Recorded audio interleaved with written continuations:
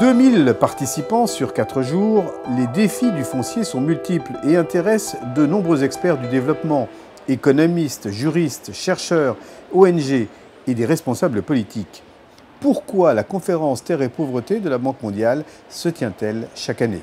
The purpose is to get everybody together to talk about their experiences, learn from each other, and discuss what are the main issues that are preventing land systems from being the best they could be. Dans les pays en développement, le foncier présente de multiples facettes. Plus de 70% des terres ne sont pas couvertes par le titre foncier, donc ça veut dire que la couverture de l'administration foncière est très limitée.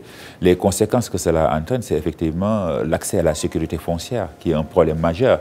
Par quels moyens les populations peuvent sécuriser leurs terres pour faire face à des risques d'éviction ou même à des risques d'expropriation, c'est un problème réel. Mais aussi d'un point de vue social, la cohésion sociale aussi. Donc s'il n'y a pas de titre foncier, de garantie ou bien, si vous voulez, d'autres moyens, il y a des risques de conflit. Mais un autre élément aussi qui est important, c'est juste les investissements. Mais je pense qu'il ne faut pas le prendre aussi de manière négative parce que chaque pays a ses réalités. L'Afrique a ses réalités. Parce qu'en faisant une politique foncière, il faut prendre en compte les réalités sociologiques et coutumières qui ont existé.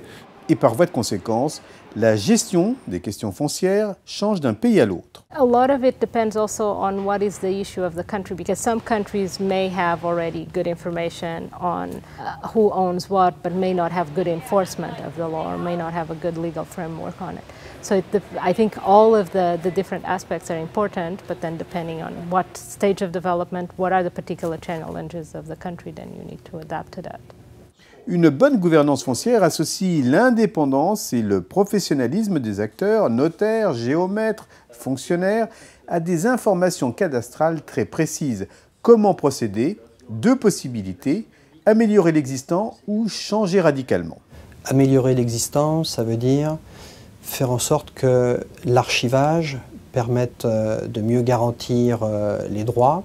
Ça demande également de simplifier des procédures qui sont longues, complexes et coûteuses. Ensuite, on peut proposer des changements de paradigme et faire qu'il y ait d'autres acteurs que la seule administration foncière et donner des pouvoirs au niveau local pour faire en sorte que les gens eux-mêmes délimitent leur terrain et que ce soit reconnu par la puissance publique. Cette voie d'avenir repose sur les nouvelles technologies. Loin de constituer un obstacle dans les pays pauvres, elles sont au contraire un atout pour les populations. For instance, that you give people an app on their mobile phone and then you give them an inexpensive mobile phone that allows them to measure their own plot of land. So you give initiative to people themselves and it's inexpensive, and that is important for a developing country. Then you have what now some people promote, blockchain technology. That is open source software, so inexpensive software. On the other hand, it is complicated software, so you need people who can work with that. You could also go one step back and say, well, you could look at digitalization of land records, electronic deeds or electronic transfer. It all makes registration and transfer more easy, more affordable and less expensive. Mais les nouvelles technologies ne sont pas sans risque, un domaine dans lequel l'expertise foncière des notaires est reconnue mondialement. La technologie va permettre de donner une certaine rapidité à tous ces process, une meilleure transmission entre les professionnels qui ont à gérer de ces questions.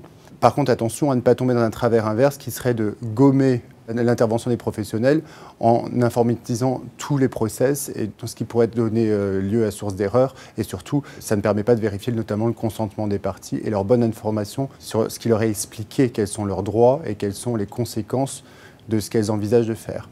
Reste la question essentielle de la sécurisation foncière dans des pays où les droits coutumiers et l'économie informelle jouent un rôle important. Avec l'urbanisation galopante et les conséquences du réchauffement climatique, face aussi aux risques d'expropriation ou d'expulsion, les populations doivent pouvoir faire valoir leurs droits fonciers. What is needed there is really a low-cost methods of securing these rights.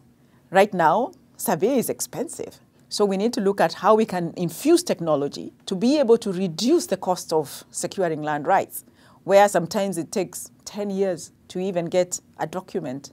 So we just need to look at different ways of providing certificates in rural areas that secure the land rights. And as the land values are going up, then we can use more high-cost methods to be able to secure the rights. Là encore, il s'agit bien de trouver des solutions adaptées. Mais l'idée, c'est de reconnaître des droits qui existent et non pas d'inventer une propriété privée qui ne fait pas partie du quotidien des gens.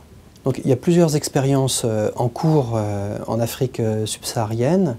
Le Rwanda est très connu pour avoir réussi à matérialiser les droits de plus de 10 millions de parcelles, soit presque l'intégralité du territoire rwandais. Mais il y a d'autres expériences au Bénin, à Madagascar.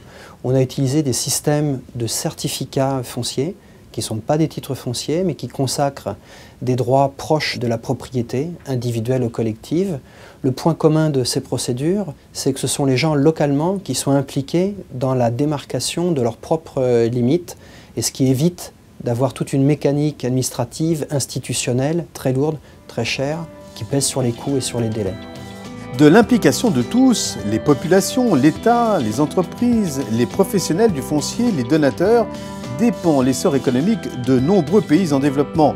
L'objectif ultime n'est-il pas de lutter contre la pauvreté ?